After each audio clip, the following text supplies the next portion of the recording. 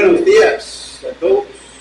Bienvenidos por todos que están mirando por internet, de Facebook o YouTube. Las últimas 2 semanas hemos hablado de justicia y injusticia. Hace 2 semanas era la social injusticia y la semana pasada es la justicia perfecta. Hoy vamos a hablar y la pregunta es, ¿qué es la justicia de Dios? Una de las figuras más pintorescas de la historia de Estados Unidos fue Robert Ingersoll, y era un agnóstico. Y esa es una persona que no sabe que Dios existe.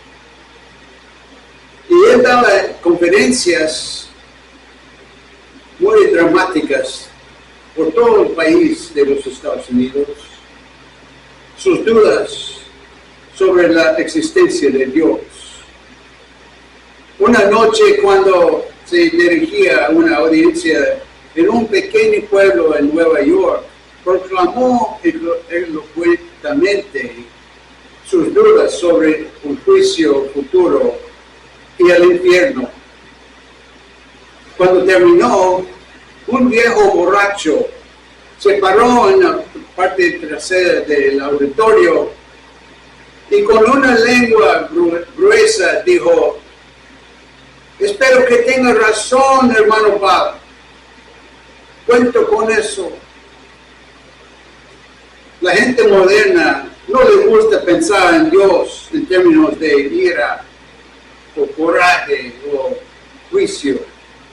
Les gusta hacer a Dios de acuerdo con sus propias ideas y darle a Dios las características que quieren que posea. Hombres y mujeres traten de rehacer a Dios para que se ajuste a sus propias ilusiones, para que puedan sentirse cómodos en sus pecados. Este Dios moderno tiene los atributos del amor, la misericordia, el perdón, pero carece de la justicia. La humanidad no quiere ser juzgada y castigada por sus pecados. Las personas reconstruyen a Dios a lo largo de las líneas de la tolerancia, el amor omnicomprensivo y la buena voluntad universal. Antes de seguir, vamos a orar nuestra oración como normal. Esta es mi Biblia. Esta es mi Biblia. Soy lo que dice que soy, tengo lo que dice que tengo y puedo hacer lo que dice que puedo hacer. Hoy me enseñará la palabra de Dios, lo confesaré con valentía. Mi mente está alerta, mi corazón es receptivo y nunca volveré a ser el mismo en el nombre de Jesús. Amén. En esta imagen de Dios no hay leyes que exijan obediencia absoluta ni normas a las que los hombres y mujeres deben adherirse. Por ejemplo, más de 900 clérigos y estudiantes se reunieron en la Escuela de Divinidad de Harvard University para reflexionar sobre la llamada nueva moralidad y su significado para la Iglesia.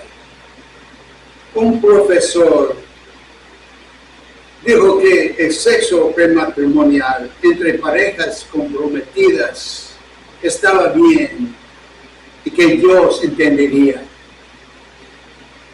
Un profesor de otra escuela pensaba que ninguna relación sexual debía ser absolutamente condenada por la Iglesia.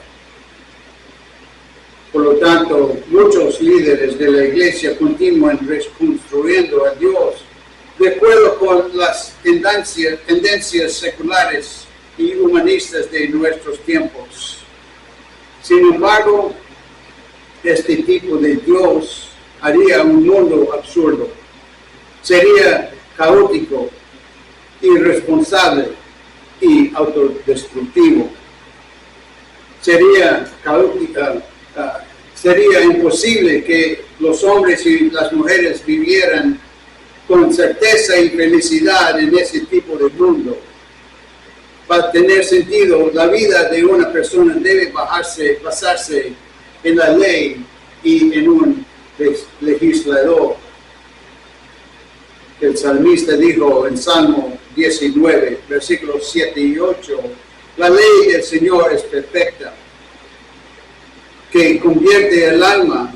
El testimonio del Señor es seguro, que hace sabios a los simples. Los estatutos del Señor son rectos, alegran el corazón. El mandamiento del Señor es puro, ilumina los ojos. La Biblia advierte en Proverbios capítulo 28, versículo 5, que los hombres malos no entienden el juicio. Jesús mismo puso su sello de aprobación en la ley cuando dijo en Lucas capítulo 16, versículo 17, más fácil es que pasen el cielo y la tierra que falte una tilde de la ley. La ley de Moisés y el sermón del monte son normas que nunca se pueden cambiar. Ningún clérigo tiene derecho a reducirlo en el nombre de Dios. Hacerlo es estar en peligro de profanar la ley, de blasfemar contra Dios y convertirse en culpable de herejía. La Biblia declara que Dios es un Dios de juicio, ira y coraje. Dios va a juzgar a los hombres y las mujeres. Una y otra vez Jesús advirtió sobre el juicio. Por ejemplo, en Mateo capítulo 11, versículo 22, dice, en el día del juicio será más tolerable para Tiro y Sidón que para ustedes. Además, Mateo capítulo 12, versículo 36, nos dice, de toda palabra ociosa que hablen los hombres, de ella darán cuenta en el día del juicio. Y también en Mateo capítulo 13, versículos 41 y 42, nos dice, el Hijo del Hombre enviará a sus ángeles y recogerán de su reino a todos los que tropiezan y a los que hacen iniquidad, y los echará en el horno de fuego. Allí será el llanto y el crujir de dientes. El Evangelio de Lucas, capítulo 12, versículo 2, dice, porque no hay nada encubierto que no haya de ser revelado, ni escondido, que no se sepa. Vemos también en el Evangelio de Juan, capítulo 5, versículo 22, porque el Padre no juzga a nadie, sino que todo el juicio se lo ha encomendado al Hijo. Los apóstoles enseñaron a lo largo del Nuevo Testamento que vendría un tiempo de juicio.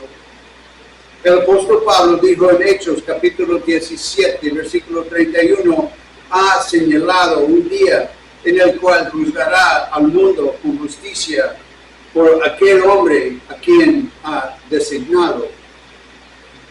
Romanos capítulo 2, versículos 5 y 6 dice, pero después de que nuestra dureza y corazón impenitente atesora para si ira contra el día de la ira y de la revelación del justo juicio de Dios, el cual pagará a cada uno según sus obras.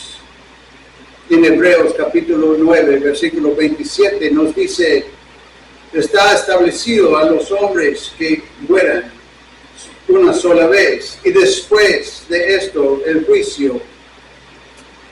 En Hebreos capítulo 10, versículo 27, vemos un espantoso aguardamiento del juicio y de ardiente indignación que devorará a los adversarios. Ellos, según 1 Pedro capítulo 4, versículo 5, darán cuenta al que está preparado para juzgar a los vivos y a los muertos. El apóstol Juan lo expresó así en Apocalipsis capítulo 6, versículos 15 a 17. Los reyes de la tierra, y los grandes, y los ricos, y los capitanes, y los valientes, y todo siervo, y todo hombre libre se escondieron en las cuevas y en las peñas de los montes. Y dijo a los montes y a las peñas: caigan sobre nosotros y escóndanos de la paz del que está sentado en el trono y de la ira del Cordero, porque ha llegado el gran día de su ira. ¿Y quién podrá estar en pie? Estos son solo algunos de los cientos de pasajes que podrían citarse para señalar un tiempo de juicio que aún está por venir y en el que cada hombre y mujer haya vivido alguna vez estará involucrado y nadie escapará. Si quitáramos todas las referencias al juicio de la Biblia, nos quedaría muy poca Biblia. La Biblia enseña que la humanidad es tan rebelde contra las leyes de Dios que algún día ejércitos humanos marcharán contra Dios mismo. Este será el último gran conflicto. En Apocalipsis capítulo 16, versículo 16, se le llama Armagedón. Esta será la última guerra, el último esfuerzo convulsivo de la humanidad caída contra la ley de Dios. ¿Y cuál será la respuesta de Dios en ese día? ¿Una muestra de misericordia? ¿Una muestra de tolerancia? No, será juicio. La única alternativa a la misericordia despreciada y rechazada es el juicio. Dios ha ofrecido su amor, misericordia y perdón a los hombres y mujeres. Desde la cruz, Dios ha dicho al mundo entero: te amo. Sin embargo, cuando ese amor es deliberadamente rechazado, la única alternativa es el juicio. Contrariamente a la opinión popular, la Biblia no sabe nada de un juicio general en el que todas las personas comparecen ante Dios al mismo tiempo. La Biblia enumera una serie de juicios diferentes. Por ejemplo, hay un juicio de los justos en el tribunal de Cristo, como se menciona en 1 Corintios capítulo 5, versículo 10. Hay otro juicio de las naciones en Mateo capítulo 25, versículos 31 a 46. Apocalipsis capítulo 20, versículos 11 a 13, nos dice que también hay un juicio de los injustos en el gran trono blanco. Estos juicios en diferentes momentos y para diferentes propósitos forman la imagen compuesta del juicio. El gran juicio para los pecadores es el que se registra en Apocalipsis capítulo 20, versículos 11 a 13, donde el apóstol Juan dice: y vi un gran trono blanco y al que estaba sentado en él, de cuya presencia huyeron la tierra y el cielo, y no se halló lugar para ellos.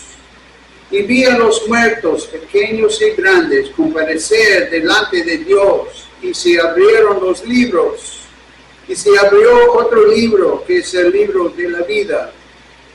Y los muertos fueron juzgados por las cosas que estaban escritas en los libros según sus obras. Y el mar entregó a los muertos que en él había. Y la muerte y el infierno entregaron los muertos que habían en ellos.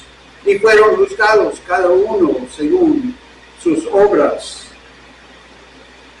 Este es el juicio hacia el cual se dirige toda persona fuera de Cristo. Todos los hombres y mujeres de todas razas y nacionalidades, tanto del pasado como del presente, estarán ahí. Será el día para el que se hicieron todos los demás días. Podemos hacer y deshacer citas en esta vida, pero esta es una cita que vamos a cumplir. Los escépticos y burlones modernos se rieran y ridiculizarán la idea de un juicio venidero. La gente se rió de la predicción de Noé sobre el juicio.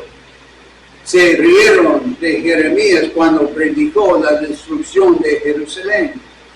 Se rieron de Lot cuando advirtió a los hombres y mujeres de Sodoma que Dios iba a hacer llover fuego y azufre.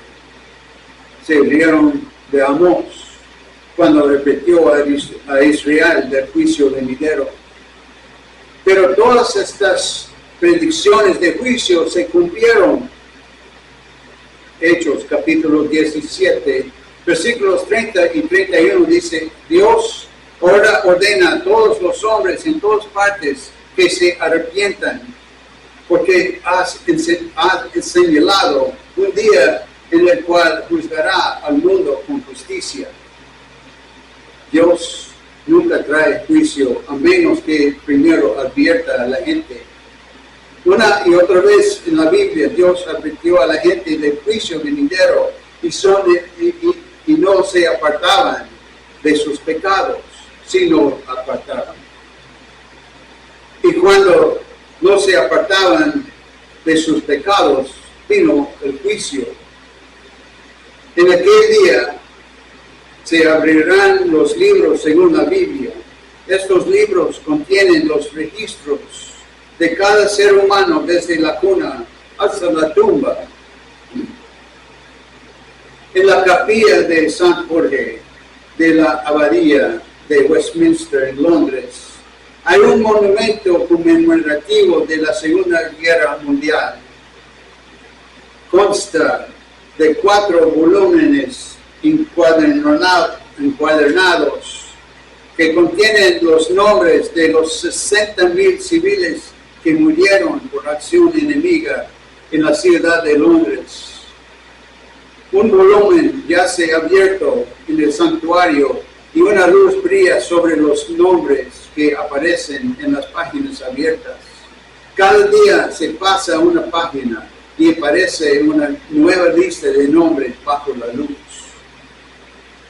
Tal vez esta sea la manera en que los nombres registros de aquellos que no han aceptado a Jesucristo, ya sean ricos o pobres, titulados o comunes, viejos o jóvenes, sanos, enfermos, sanos o lisiados, famosos o oscuros, serán revelados a la luz para que todos los vean en páginas guardadas con precisión por Dios. Es el libro de muerte. Qué momento tan aterrador para millones de personas cuando se abren los libros en el juicio.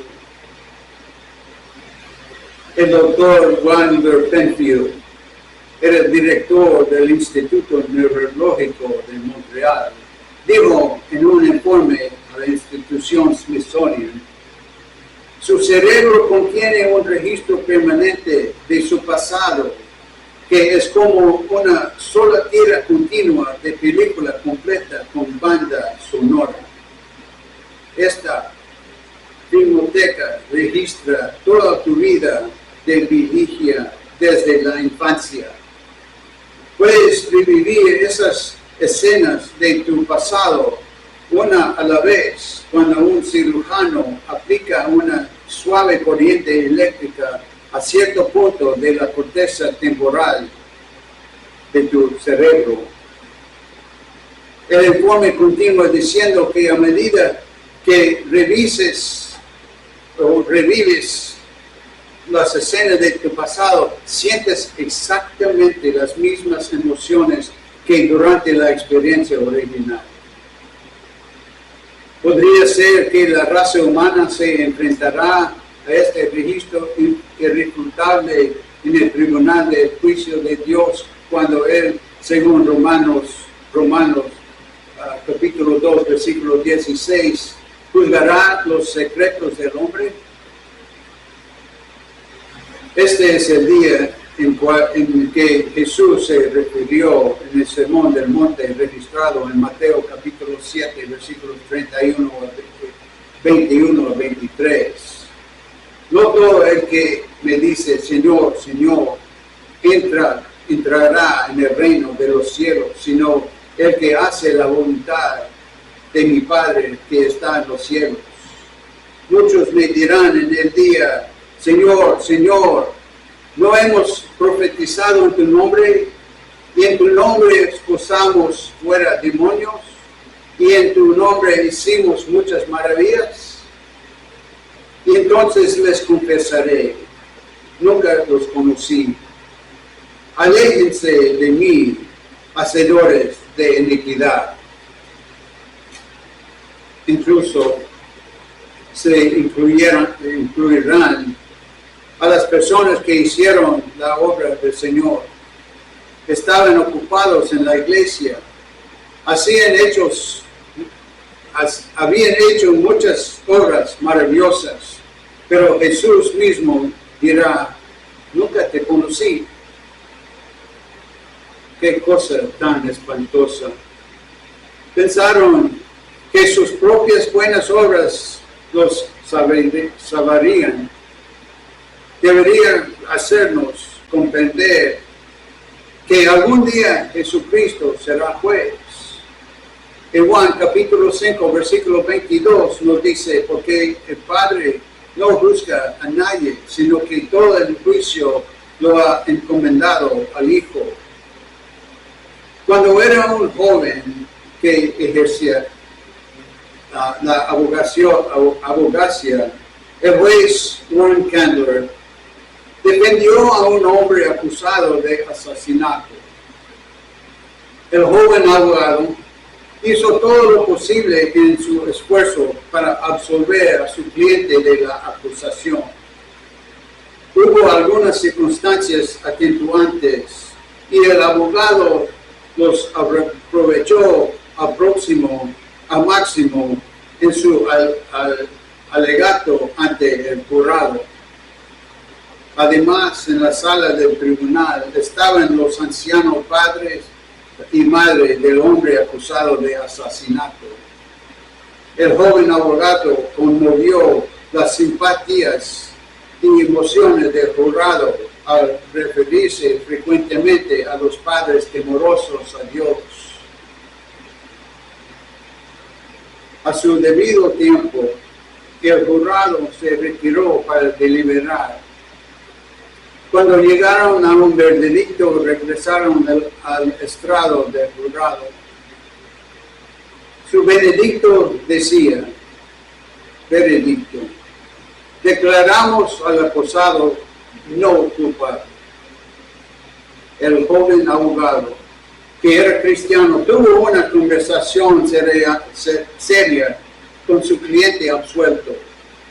Le advirtió que se mantuviera alejado de los malos caminos y que confiara en el poder de Dios para mantenerlo recto.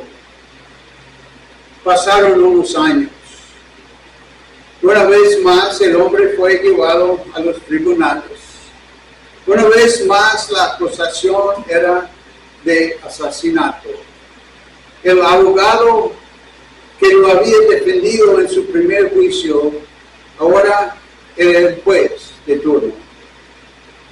Al final del juicio, el jurado emitió un veredicto de culpable. Al ordenar que el condenado se presentara para ser sentenciado, el juez Candler dijo: joven, en su primer juicio yo era tu abogado. Hoy soy tu juez. El veredicto del jurado me obliga a condenarte a ser colgado por el cuello hasta que mueras. Déjame terminar el mensaje de hoy con lo siguiente. Hoy Cristo es nuestro abogado, nuestro Salvador, dispuesto a poder perdonar, limpiar y olvidar. Sin embargo, viene el día terrible en que Él será juez. ¿Estamos preparados para encontrarnos con Dios? El profeta Amós, al advertir a la gente del juicio de su día, usó la expresión que encontramos en Amós capítulo 4, versículo 12. Prepárense para encontrarse con tu Dios.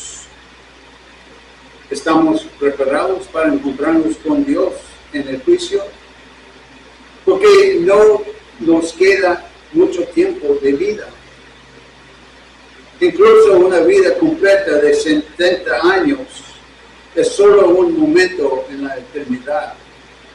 La vida pasa rápido para todos nosotros. Ahora tengo 72 años y no siento. Han pasado los años tan rápido, especialmente los últimos 20 años. No pasará mucho tiempo hasta que estemos delante de Dios para dar cuenta de cómo hemos vivido en esta vida. ¿Estamos preparados? Muchos dirán, ¿por qué? Pero, ¿qué tengo que hacer para prepararme? He predicado tocante a este asunto muchas veces o varias veces. Primero, la Biblia dice que debemos arrepentirnos de nuestros pecados. Jesús dijo en Lucas capítulo 13, versículo 3, si no se arrepienten, perecen. Segundo, debemos recibir a Jesucristo como nuestro Señor y Salvador personal. Podemos recibirlo ahora mismo y confiar en Él en este momento. La Biblia dice en 1 Corintios capítulo 6, versículo 2, que debemos recibirlo ahora. Dice, ahora es el momento aceptado. No lo pospongas. No digas, lo pensaré o lo haré mañana. Hazlo ahora mismo. En este momento di sí a Jesucristo. Amén. Y con esto vamos a terminar nuestro servicio como siempre terminamos, rezando la oración de salvación. Por los que nunca han aceptado a Jesucristo como su Señor y Salvador personal, ahora es su oportunidad a venir a Cristo, a tenerlo en su corazón. Por los de nosotros que hemos aceptado antes el reino de Dios y invitado a Él en nuestros corazones, pero por alguna razón u otra hemos hecho cualquier cosa, pero necesitamos renovar nuestra comunión con Él. Ahora es su oportunidad también. Repiten esta breve oración después de mí, por favor. Señor Jesús, entra en mi corazón, perdona mis pecados. Lávame, límpiame, libérame. Jesús, gracias que tú moriste en la cruz por mí.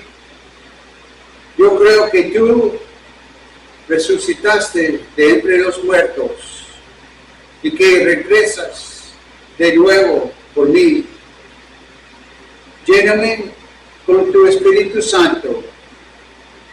Dame una pasión por los que están perdidos, un hambre por las cosas de Dios y un valor santo para predicar el Evangelio de Jesucristo. Ahora soy salvo, he nacido de nuevo, he sido perdonado y voy en camino al cielo, porque tengo a Jesús en mi corazón. Amén.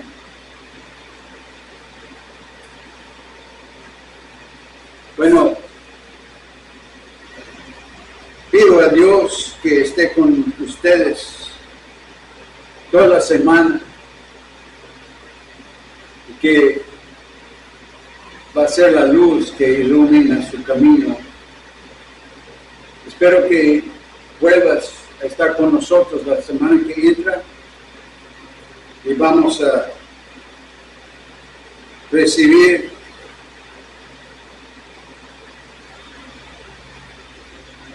y la pregunta de la semana que viene es: ¿estamos confundiendo el mal con el bien?